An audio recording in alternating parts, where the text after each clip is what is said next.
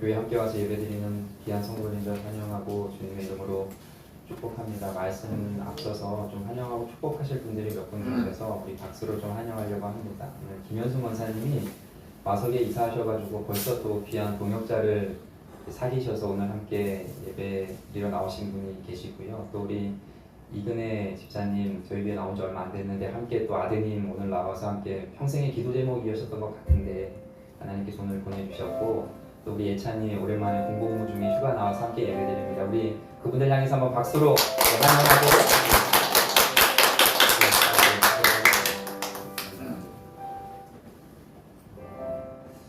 저는 지난주에 그 통신대 성교대학원 THM 학위 수여식이 있었습니다. 가만히 생각해 보니까 우리 성도님들이 기도와 또 여러 가지 모양으로 섬겨주셔서 학위를 또 딸 수 있지 않았나 너무 감사드리고, 아산병원에 가서 이제 1년 6개월 암 정기 검사를 했는데 아무런 이상이 없다고, 또 6개월 후에 또 검사하자고 6개월 생명을 연장받고 이 자리에 섰습니다. 늘 기도해 주시는 여러분들 진심으로 감사드립니다.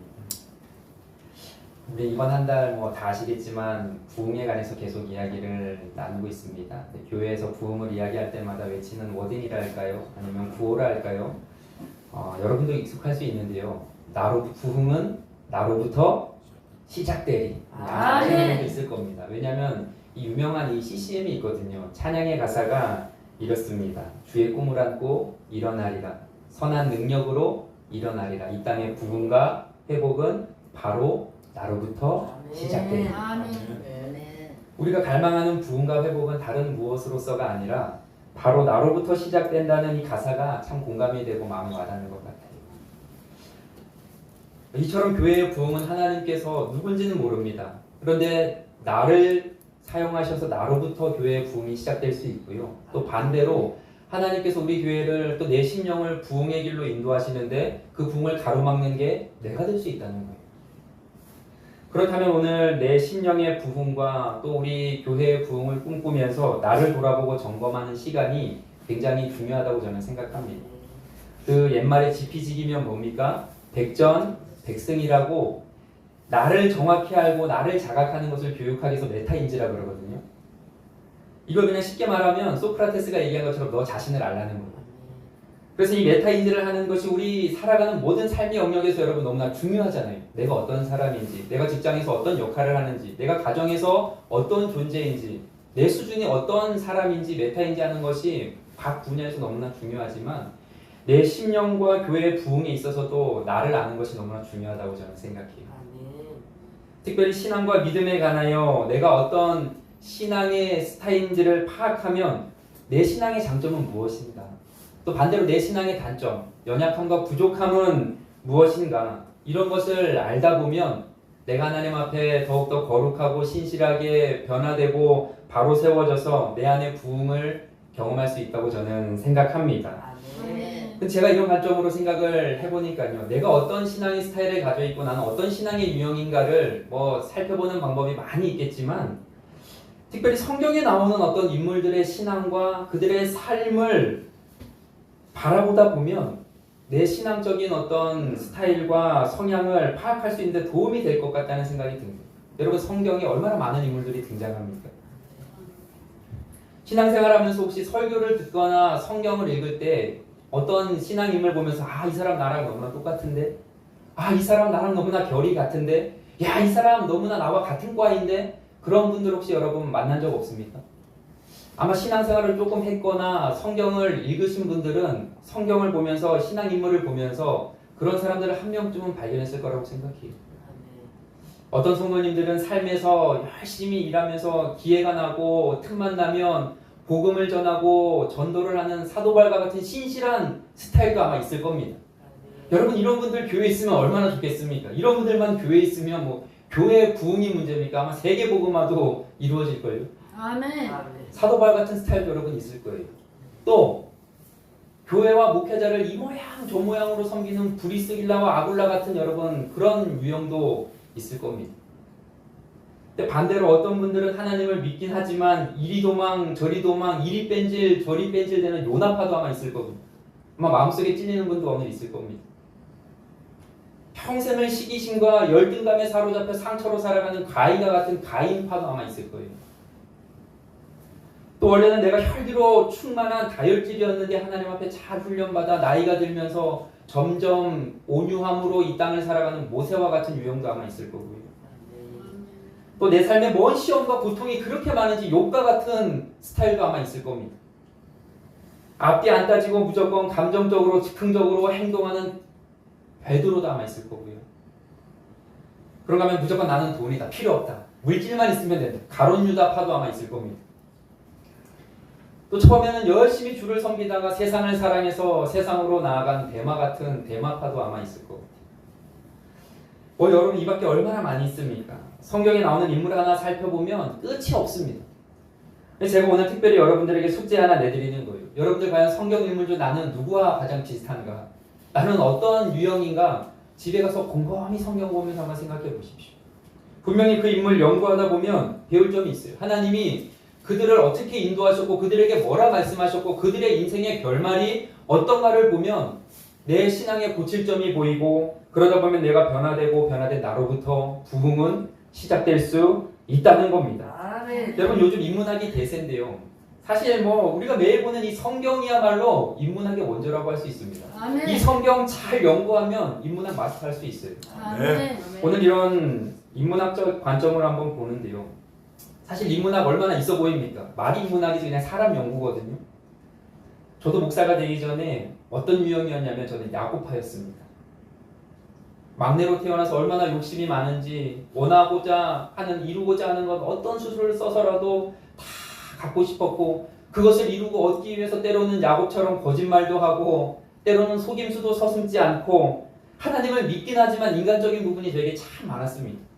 그런데 제가 목사가 되고 목회를 하면서 최근에 야곱보다 훨씬 더 저와 닮은 한 명을 발견했는데 그게 누구냐면 오늘 성경에 나오는 디모데예요. 왜 디모데를 보면서 가장 비슷하다고 생각을 하게 됐는지 내가 설명을 드리기 전에 오늘 우리가 읽은 본문 다시 한번 읽어보도록 하겠습니다. 자, 한번 화면 보고 읽어볼게요. 시작. 하나님이 우리에게 주신 것은 두려워하는 마음이 아니요. 여기까지. 이 디모데 전서와 후서를 쓴 사람이 디모데가 아니라 바울입니다. 이 바울은 이 편지를 통해서 믿음의 아들인 디모데에게 여러 가지 가르침과 목회적인 지침을 말해줍니다. 그런데 그 많은 지침과 가르침 중에 오늘 본문은 특별히 디모데를 향하여 두려워하지 말라고 이야기해요. 바울이 왜 디모데에게 두려워하지 말라고 이야기했을까요? 여러분 디모데가 누굽니까? 디모데는 에베소 교회의 담임 목사입니다. 바울이 개척한 이 에베소 교회에 바울 다음으로 부임해서 디모데가 목회를 하는 가운데 이유를 우리는 잘 모르긴 몰라도 확실히 오늘 본문을 통해 알 수 있는 것은 디모데 마음에 뭐가 있었다는 거예요? 두려워하는 마음이 있었다는 거죠. 저는 여기서부터 저와 디모데의 공통점을 사실 발견하게 됩니다. 자, 그럼 왜 디모데 목사님이 두려워했는가 간단히 좀 살펴볼 텐데요. 첫째로 그의 연소함이 그를 두렵게 했다는 거예요. 자, 디모데전서 4장 12절 우리 한번 화면 보고 읽어보겠습니다. 그를 두렵게 한 이유입니다. 다 같이 시작. 누구든지 내 사랑을 감추지 못하게 하고. 아멘. 연수함이 뭡니까? 연수가 작다는 거예요. 그러니까 한마디로 너무 어리다는 거죠. 젊은 나이에 그 에베소 교회 목사가 된 디모데는 자신의 어떤 이 연수함 때문에 목회를 감당하기가 힘들고 부담스럽다는 거예요. 사실 모든 분야가 그렇지만 이른 나이에 교회를 담임하고 목회한다는 것이 얼마나 부담되고 어려운 일인지 목회해본 사람만 알 수 있어요. 저도 이른 나이에 교회를 담임하다 보니까요. 이른 나이에 겪게 되는 뭐 이런저런 해프닝이 참 많았는데 목사라고 하면 보통 사람들 머리에 생각하는 목사의 대충 나이가 있습니다. 그렇죠? 다 있단 말이에요. 근데 우리 교회 와서 봤더니 젊은 사람이 목사라고 하면서 앞에서 설교하고 막 앞에서 까부는 거 보면서 당황해하는 사람들을 제가 굉장히 많이 만났거든요. 사업이든 보니까 장사든 일이든 여러분 무조건 젊고 어려야 메리트가 있고 좋은 점이 많더라고요. 그런데 목회는 아니에요. 목회는 나이가 어느 정도 있어야 돼요. 연륜도 있어야 되고 경험도 있어야 할 수 있는 것이 목회입니다. 제가 30대 시절에 하나님 앞에 어떤 기도한지 아십니까? 하나님, 지금 보면 아무 쓸데없는 기도인데 하나님 빨리 40대 되게 해주십시오. 오죽했으면 하나님 머리에 좀 흰머리 좀 많이 나게 해주십시오. 그렇게 하나님 앞에 기도한 적도 있습니다. 근데 문제는 담임 목회를 제가 지금 15년 했습니다. 우리 교회에서 앞으로 5년만 목회를 더하면 교회 헌법상 전 원로 목사예요. 그런데 문제는 여러분 아직도 젊고 어리다는 거예요. 언제쯤 제가 나이든 목사가 될 수 있을까요? 디모데도 아마 그 연소함 때문에 목회 현장에서 겪는 두려움이 컸던 것 같습니다. 그러면 두 번째로 디모데가 왜 뒤로했느냐? 그에게는 심각한 중병이 있었어요. 디모데 전서 5장 23절에 의하면 디모데에게 위장병이 있고 자주 있는 병이 있었습니다. 한번 이것도 화면 보고 읽어볼까요? 다 같이 한번 읽습니다. 시작. 이제부터는 물만 마시고 알고 위장과 자주 나는 병을 위하여 포도주를 조금씩 쓰라. 여러분 병약한 몸으로 목회하는 데 얼마나 두려움이 많았겠습니까? 나이가 어려서 젊으면 체력이라도 좋아야 되잖아요. 그래서 목회하다 성도들 이사 가가지고 좋은 체력으로 이삿짐도 좀 같이 날라주고 그래야 되는데 오늘은 몸이 아파서 못하고 다음 주에는 몸이 좀 힘들어서 목회 여러분 언제 합니까? 저도 아파 보니까 목사는요 병만 가지고 있어도 성도들에게 참 미안해요. 목사도 병이 들어 지금 자기 병도 못 고치고 치료받고 있는데 어떻게 하나님이 치유하십니다 선포할 수 있고 어떻게 여러분 치유 기도를 할 수 있겠습니까? 이래나 저래나 아프다는 것이 목회자에게는 얼마나 큰 여러분 이중적인 고통이 따르는지 병약한 몸으로 에베소 교회 같이 큰 교회, 지금 에베소 교회 따지면 여러분 한국으로 따지면 대형 교회거든요. 그런 대형 교회를 목회하는 디모데에겐 하루하루 두려움이 있었다는 거죠. 나이도 어린데 병까지 있어. 얼마나 여러분 힘들었겠습니까? 저는 참 마음에 공감이 가더라고요.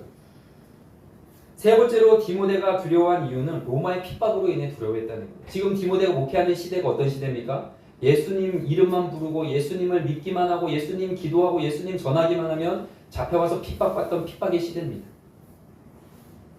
이런 시대에 교회 지도자로서 공개적으로 복음을 전하는 게 얼마나 두렵겠어요. 설교하다가 밖에서 부스럭거리만 나는 소리만 들려도 우리 잡으러 왔는가? 밖에서 사람 목소리만 들려도 우리를 잡으러 왔는가? 무섭고 떨렸겠죠. 그리고 마지막으로 바울의 후임자라는 위치가 그를 두렵게 했다는 거예요.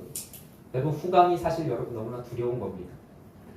위대한 영적 거인이었던 바울의 뒤를 잇는 후임자, 이거 얼마나 여러분 말만 들어도 부담스러웠겠습니까? 성도들이 어떻게 했겠어요? 시마다 때마다 우리 다 바울 목사님은 이럴 땐 안 그랬는데 우리 바울 목사님은 이럴 땐 이렇게 했는데 디모데 자신도 이 바울 형님이 바울 스승이 내가 넘을 수 없는 넘사벽이라는 것을 이미 알고 있어요. 그럼에도 목회자로서 성도들에게 부족함이 없게 하기 위해서 목회를 하는 가운데 여러분 얼마나 부담감이 컸겠습니까?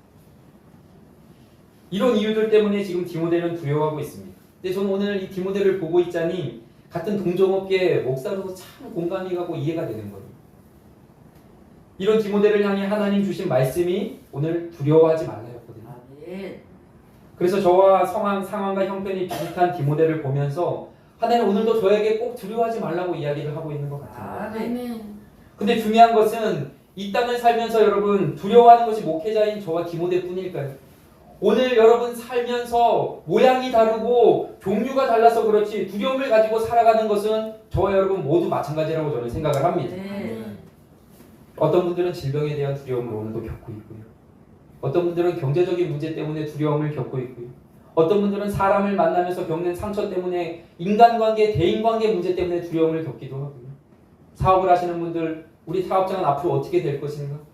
일하시는 분들, 내 직장이 내 앞날을 과연 지켜줄 것인가? 우리 학생들 공부하고 대학에 입학하고 취업하는 불확실한 미래를 보면서 두려워하며 살아가고 있다는 거예요. 우리 모두 공통적으로 죽음에 대한 여러분 두려움을 다 가지고 살아가요. 이처럼 모든 사람들은 다 두려움을 가지고 살아갑니다. 그래서 오늘 우리가 특별히 내 내면과 우리 교회의 부흥을 경험하기 위해서 우리 안에 먼저 이 두려움을 극복해야 된다고 저는 생각을 하는데 이런 맥락으로 오늘 본문을 보니까 하나님 바울을 통해서 디모데에게 이렇게 말씀하십니다. 다시 한번 화면 볼까요? 하나님 우리에게 주신 마음은 두려워하는 마음이 아니요 이렇게 소개를 이런 겁니다. 디모데야 하나님이 우리에게 주신 마음은 두려워하는 마음이 아니다. 두려워하는 마음은 하나님으로부터 온 것이 아니다. 너는 마음을 강하게 하고 담대히 하고 아무것도 염려하지 마라. 이렇게 이야기해요. 근데 참 감사하게도 그냥 단순히 두려워하지 마! 명령하는 게 아니에요. 하나님께서 친절하게 그 두려움을 이길 수 있는 방법까지 오늘 본문을 보면 설명을 합니다. 우리 화면 보고 다 같이 한번 읽어볼까요? 다시 한번 읽어봅니다. 아까 말씀 시작. 하나님이 우리에게 주신 것은 교양한 마음이 아니요 오직 능력과 사랑과 절제하는 마음이니. 할렐루야. 우리에게 하나님 주신 것은 두려워하는 마음이 아니라 두려움 대신에 능력과 사랑과 절제를 주셨다고 설명을 합니다. 우리도 우리가 이 부흥을 경험하기 위해서는 우리 안에 넘치는 이 두려움을 이기기 위해서 하나님 주신 이 세 가지를 오늘 한번 살펴보기를 원해요. 첫째로 하나님 우리에게 주신 두려움을 이길 수 있는 방법은 능력이라는 거예요. 이 능력은 역시 세상 사람들처럼 사람은 능력이 있어야 돼. 이런 여러분 스펙이나 명석한 두뇌나 어떤 재능이나 아니면 뭐 인맥이나 재력 같은 게 아닙니다. 오늘 본문에서 말하는 능력은 두려움을 이기는 힘을 말하는 거예요. 여기서 말하는 능력을 헬라어로 보면 디나미스라고 그럽니다. 이 디나미스가 영어 다이너마이트 나온 거예요. 이것은 세상에서 오는 힘이 아니라 위로부터 오는 힘을 뜻합니다. 이 성경을 보면 이 능력을 권능이라고 표현을 하기도 하거든요. 근데 중요한 거예요. 권능이 여러분 우리에게 언제 임할까요? 사도행전 1장 8절에 보니까 이 권능이 이때 임합니다. 다 같이 화면 보고 읽어볼게요. 다 같이 시작. 오직 성령이 너희에게 임하시면 너희가 권능을 받고. 여러분 이 땅을 살아가면서 우리가 겪는 이 두려움을 이기는 능력은 바로 성령을 우리가 경험하고 성령을 체험하고 성령을 받을 때 받을 수 있다는 거예요. 그래서 여러분 성령 충만할 때 우리 경험하는 분들 아시겠지만 우리에게 많은 변화가 일어납니다. 생각의 변화도 일어나고 언어의 변화도 일어나고 행동의 변화도 일어나고 많은 삶의 변화가 일어나지만 가장 큰 변화는 우리의 삶과 행동과 언어가 담대해진다는 거예요. 이런 맥락에서 에베소서 5장 18절에서 바울은 이렇게 이야기합니다. 술 취하지 말라. 이거 한번 화면 보고 읽어볼까요? 다 같이 시작. 술 취하지 말라. 이는 마땅한 것이니 오직 성령으로 충만함을 받으라. 지금 성령과 술을 비교하면서 사도 바울이 말하죠. 근데 술 취한 사람들의 특징 중에 하나가 뭡니까? 겁이 없어요. 담대합니다. 술에 취하면 전봇대와도 싸우고 아마 경험한 분들이 있을지 모르는데 차가 쌩쌩 달리는 도로에도 여러분 겁 없이 막 뛰어들고 깡패들에게 둘러싸여도 멱살 잡고 막 덤비는 게 여러분 술 취한 사람들이 물불 안 가리고 담대해집니다. 이와 마찬가지로 술 취한 것이 아니라 성령 충만하면요 술 취한 것과는 비교도 할 수 없는 담대함이 나오는 거예요. 그래서 성령이 임하심으로 담력이 생기면 그동안 세상을 살면서 두려움의 대상을 삼았던 그것이 전혀 두렵지가 않고 두려운 존재가 아니라는 것을 깨닫게 됩니다. 제가 강원도 정선 출신이잖아요. 아무것도 없는 그 막장 인생과 같은 그 탄광촌에서 저희 아버지 늘 술 먹고 매일같이 집에 오면 행패 부릴 때 얼마나 무서웠는지 몰라요. 그 어린 날. 저희 아버지 술 먹고 집에 안 들어오는 날이면 교회에 피신가 있던가 아니면 뒷산에 도망가 있던가 아니면 집에 방문 걸어 잠그고 이불 뒤집어 쓰든가. 근데 어느 날 제가 초등학교 때 부흥회에 참석했습니다. 윤한기 목사님이 저에게 오셔가지고 말씀을 전하는데 제가 기도하는데 얼마나 마음이 뜨거워진 줄 몰라요. 성령으로 충만해서 기도하는데 갑자기 우리 아버지가 너무나 불쌍해 보이는 거예요. 술을 먹고 저렇게 세상을 살다가 지옥에 떨어질 생각하니까 너무나 불쌍한 거예요. 하나님 앞에 기도하는데 담대함이 생기더라고요. 그날도 저희 아버지 술 먹고 집에 안 들어왔습니다. 제가 그날 집에 담대하게 들어가서 잠을 잤어요. 그리고 아침에 일어나서 제 주머니 아직도 기억나요. 주머니에 있던 용돈을 털어가지고 아버지 해장하라고 아버지가 그때 밀키스를 좋아하셨거든요. 해장으로 좋아하시더라고요. 밀키스 하나를 사고 너구리 라면이 해장에 그렇게 좋았나 봐요. 너구리 라면을 제 돈으로 사서 끓여드리고 밥상을 갖다 드리면서 제가 아버지에게 담대하게 얘기했어요. 아버지 제가 기도하는데 아버지 너무나 불쌍해 보였습니다. 더 이상 술 먹지 말고 이제 우리와 함께 예수 믿고 천국 가고 구원받았으면 좋겠습니다. 앞으로 신앙생활 했으면 좋겠습니다. 제가 담대하게 얘기를 했어요. 변화되겠습니까? 머리통을 제가 때렸습니다. 아버지. 근데 여러분 그 이후에 변화되셨어요. 지금 천국 가셨지만 여러분 성령을 받으니까 그동안 두려워했던 대상이 두려워지지 않고 오히려 하나님 주시는 담대함으로 말을 할 수 있더라고요. 여러분 이건 성경에 나오는 모든 인물들이 그렇습니다. 사도행전 4장에 보면 베드로가 병든 자를 고치고 여러 가지 막 기적을 행하자 예루살렘의 관리들과 장로들과 서기관들이 베드로를 위시한 사도들을 둘러싸서 막 신문을 합니다. 과연 너희들이 누구의 이름과 권세로 이런 일을 행하느냐? 그랬더니 베드로가 담대하게 이런 이야기를 하는 거예요. 4장 13절 막 복음을 전하면서 예수님을 이야기하니까 거기 있던 사람들의 반응이 이렇습니다. 4장 13절 한번 읽어보십시오. 화면 보고 시작. 그들이 베드로와 요한이 담대하게 말함을 보고 그들을 본래 한국은 범인으로 알았다가 이상히 여기며 또 전에 예수와 함께 있던 줄도 알고 지금 담대하게 예수님에 대해서 이야기하고 있다는 거예요. 근데 중요한 게 베드로가 처음부터 이렇게 담대한 사람이었느냐? 아니었다는 거죠. 베드로 어떤 인물이었습니까? 예수님 때문에 자기도 예수님처럼 십자가에 못 박혀 죽을까봐 사람들 앞에서 예수님을 3번이나 강렬하게 부인했던 두려움이 많았던 사람이었습니다. 이처럼 자기도 예수님처럼 예수님 때문에 죽을까봐 두려움에 사로잡혔던 베드로가 어떻게 이렇게 변하여 담대하게 예수님을 전하게 됐을까요?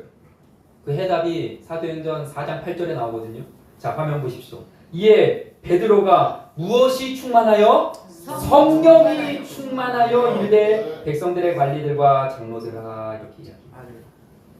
베드로가 성령으로 충만하여 권능을 받으니까 그 당시 가장 두려워했던 예루살렘 종교 지도자들과 정치 지도자들 앞에서도 담대하게 복음을 이야기하고 예수님을 전하는 자로 바뀌게 되었습니다. 이처럼 성령의 권능은 우리 내면의 마음과 행동과 우리의 언어와 삶을 바꾸는 능력이 있다는 거예요. 우리 사랑하는 성도님들 묻습니다. 오늘 무슨 일로 두려워하고 있습니까? 여러분이 가지고 있는 이 두려움이라는 산을 넘을 수 있는 방법은 다른 것이 아닙니다. 성령의 권능을 받는 것입니다. 이 시간 내가 성령의 능력을 경험해야 내 삶을 지배하는 두려움을 이길 수가 있다는 거예요. 저는 소원합니다. 우리 귀한 성도님들 오늘 예배 가운데 성령의 권능 받아서 두려움으로 이 땅을 사는 것이 아니라 담대함으로 이 땅을 이기고 세상을 이기고 두려움을 살아가는 두려움을 이겨내는 주의 백성들 되기를 주의 이름으로 축원합니다. 그러면 두 번째로 두려움을 이기는 방법은 뭐냐? 사랑이 있으면 두려움을 이긴다. 여러분 사랑을 시작한 여러분들 다 사랑해 본 적 있잖아요. 그 사랑을 맨 처음에 할 때 생각해 보십시오. 사랑하면요 두려움이 없습니다. 소심하던 남자도 연애를 시작하고 사랑하는 사람 앞에서는요 위기가 찾아오면 깡패들 멱살 붙들고 싸울 용기가 생겨요. 사랑하면 눈에 뵈는 게 없어집니다. 사랑은 그렇게 하는 힘이 있는 거예요. 두려운 일과 두려운 상황을 만나더라도 오늘 내가 정말 주님을 사랑하고 그 주님이 날 사랑한다는 마음이 충만하면 세상에 여러분 겁날 게 없어지는 거예요. 여러분 근데 하나님의 사랑 외에 인간의 사랑 중에 가장 위대한 것이 뭘까요? 어머니의 사랑 아닙니까? 어머니의 사랑. 여자는 약해도 누구는 강한 거예요? 엄마는 여러분 강하다는 말처럼 자식을 위한 일이라면 체면도 없고 자존심도 버리고 두려움 없이 세상 가장 용감한 사람이 우리 여러분 어머니 아닙니까? 제가 예전에 어디서 들었는지 기억이 잘 안 나는데요. 지진이 났는지 아니면 집에 화재가 났는지 그 아이가 피아노가 무너지면서 깔린 거예요. 어떻게 할 수가 없잖아요. 아무도 없어요. 엄마밖에 없습니다. 근데 그 엄마가 힘이 어디서 났는지 그 순간 피아노를 번쩍 들어서 자녀를 안고 문 밖으로 나왔다는 이야기를 제가 들은 적이 있어요. 이것이 여러분 뭐 진짜인지 검증할 방법은 없지만 저는 충분히 가능한 일이라고 생각해요. 왜냐하면 보통 때는 쌀 한 푸대도 못 드는 연약한 여자지만 자식과 가족을 살려야 된다는 마음의 초인적인 힘이 엄마는 나올 수 있거든요. 그 힘은 체력이 아닙니다. 사랑의 힘에서 나오는 거예요. 이 사랑의 힘은 보통 두 가지 방식으로 나타납니다. 누군가를 뜨겁게 사랑할 때 없던 힘이 나오기도 하고요. 반대로 누군가로부터 그렇게 뜨겁게 사랑을 받을 때 자신감과 힘이 생기기도 합니다. 그래서 세상에서 가장 담대한 사람이 누구냐? 누군가를 진짜 사랑하거나 아니면 누군가로부터 열렬한 사랑을 받는 사람이 가장 담대한 사람. 독수리로 태어난 아이도요. 맨날 야단 맞고 주눅 들어 보십시오. 병든 닭으로 자랍니다. 그런데 부모들에게 사랑을 받고 병아리로 태어났지만 매일 인정을 받고 존중을 받은 아이는 여러분 나중에 독수리가 돼서 하늘을 나는 거예요. 이처럼 사랑받고 있다는 마음이 얼마나 사람을 담대하게 하는지 모릅니다. 그런데 여러분 나를 미치도록 사랑해주는 분이 이 전능하신 하나님. 우리가 이 세상을 살면서 두려워할 일이 뭐가 있겠습니까?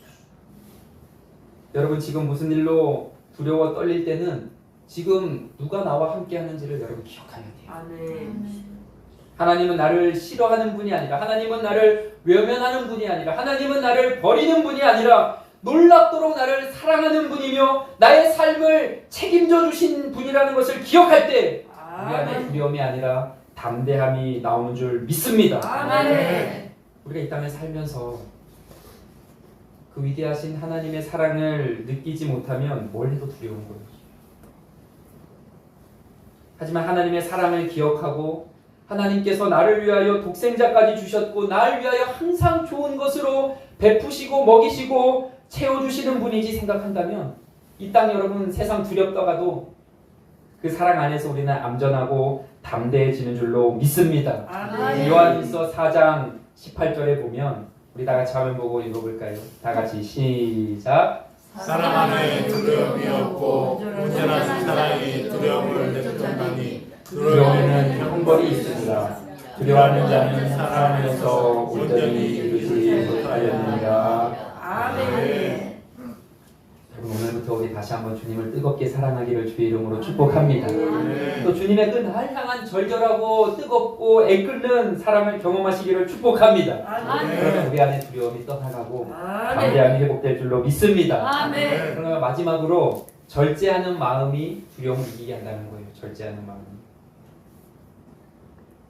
여러분 사람이 보통 언제 두려움이 찾아오는 줄 아십니까? 자기 힘을 초월해야 할 때, 쉽게 말해서 내 힘으로는 도무지 안 될 것 같을 때 두려움이 밀려옵니다. 또 하나는 내가 할 수 없는 일을 욕심내서 과욕하며 살아갈 때 두려움이 찾아와요. 그래서 보통 많은 사람들이 하나님께 뭐 묻지도 않고 하나님께 허락받지도 않고 자기 욕심으로 과하게 저질러 놓고는 도와달라고 하나님께 말할 때가 얼마나 많이 있습니다. 자기 주머니 사정과 형편은 고려하지도 않고 한 달 내내 신용카드 펑펑 이것저것 사고 싶은 건 다 긁어대고 결제날이 됐어요. 하나님 도와주십시오. 두려움이 올 수밖에 없죠.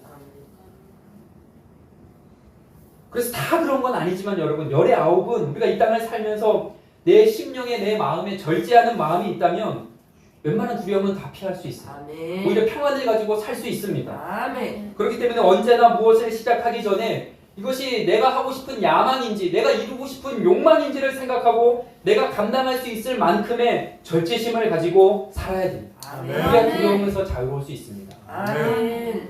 하나님의 명령이 아니라 자꾸만 내 욕심대로 내 마음대로 큰 것을 이루려고 하면 즉 하나님의 말씀대로 이 땅을 사는 것이 아니라 내 뜻대로 내 마음대로 이 땅을 살면 두렵고 불안해질 수밖에 없다.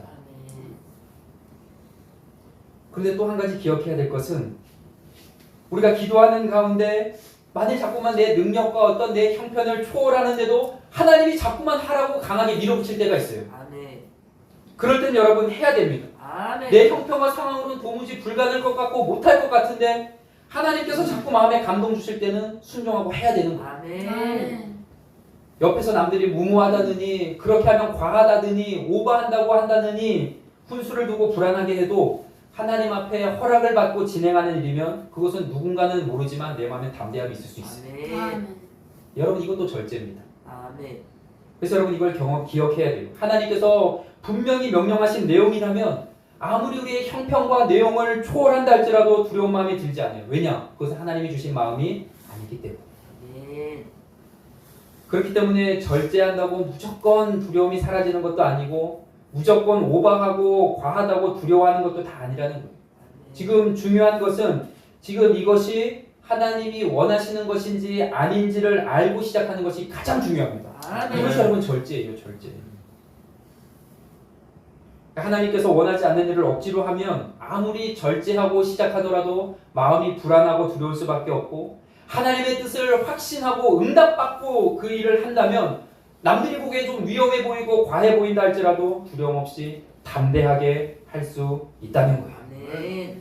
그렇기 때문에 오늘 우리가 이 두려움을 이기기 위해서는 내 뜻과 어떤 내 욕심과 내 본능을 믿음으로 늘 절제해야 됩니다. 아멘. 우리는 여러분 내버려두면 어떻게 해요? 내가 먹고 싶은 대로, 내가 살고 싶은 대로, 내가 자고 싶은 대로, 내가 사고 싶은 대로, 내가 놀고 싶은 대로, 내가 뭐든지 하고 싶은 그냥 본능과 의식의 흐름대로 여러분들이 퍼져서 살 수밖에 없잖아요.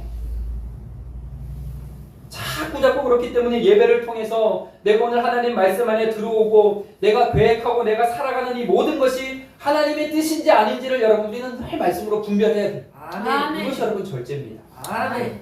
그렇게 온전히 주님 안에 구할 때 두려움을 이길 수 있고 내 심령의 부흥을 경험할 수 있다는 거예요. 아멘. 말씀 마무리합니다. 오늘 이런저런 두려움으로 떨고 있는 디모데에게 바울 이렇게 말하죠. 우리 본문 다시 한번 읽어볼까요? 자, 오늘 하나님 우리에게 주시는 넘어서 한번 넘겨보십시오. 아니네요. 죄송합니다. 제가 한번 볼게요. 하나님이 우리에게 주신 것은 두려워하는 마음이 아니요 오직 능력과 사랑과 절제하는 마음이니 이렇게 디모데에게 이야기합니다. 아멘. 이 말을 받은 디모데는 두려움 앞에 여러분 무릎 꿇지 않고 아멘. 사명을 잘 감당하고 2000년이 지난 지금까지도 사람들에게 인정받는 멋진 목사가 됐어요. 아멘. 여러분 오늘 우리에게도 여전히 실체 없는 그 두려움의 산이 우리의 믿음을 가로막고 내 심령의 부흥을 가로막고 한 발도 앞으로 못 나가게 떡하니 막아서고 있지는 않습니까? 이제부터 우리도 두려움의 산에서 물러나지 말고 우리 앞으로 나아가야 돼요. 두려움에 무릎 꿇지 말고 우리 하나님 앞에 무릎 꿇음으로 그 두려움을 이기는 저와 여러분 되시기를 주의 이름으로 축원합니다. 아멘. 살다 보면 진짜 큰일이 날 수 있잖아요. 근데 여러분 그 큰일 앞에 큰일 났다만 하지 말고 하나님 앞에 그 두려움을 이기는 능력을 달라고 무릎 꿇는 저와 여러분 되기를 주의 이름으로 축복합니다. 아멘. 성령이 임하면 두려움을 이길 수 있습니다. 아멘. 주님을 사랑하면 그 사랑으로 두려움을 이길 수 있습니다. 아멘. 하나님 우리에게 절제를 주시면 그 마음으로 우리가 두려움을 이길 수 있는 줄로 믿습니다. 아멘. 그리고 오늘 다시 한번 하나님께서 우리에게 주시는 그 사랑과 능력과 절제로 말미암아 두려움이라는 산을 넘어 부흥의 길로 한 걸음 한 걸음 오늘도 나아가는 저와 여러분이 되시기를 주의 이름으로 축원합니다. 아멘. 오늘 우리 찬양 한 장 하고 함께 기도하길 원합니다. 오늘 말씀을 녹여낸 찬양이라고 생각합니다. 아무것도 두려워 말라. 주 너의 하나님이 지켜주시. 우리 이 시간 다 같이 우리 마음속에 있는 이 두려움을 향하여 선포하며 하나님 우리 두려움을 넘어 하나님 믿음의 길로 부흥의 길로 나아가겠습니다. 사모하는 마음 가지고 우리 다 같이 한번 주님께 찬양 올려드리도록 하겠습니다. 아무것도 두려워 말라. 주 나의 하나님이 지켜주시네. 놀라지 마라. 겁내지 마라. 주님 나를 지켜주시네. 한 번 더 고백합니다. 아무것도 두려워 말라.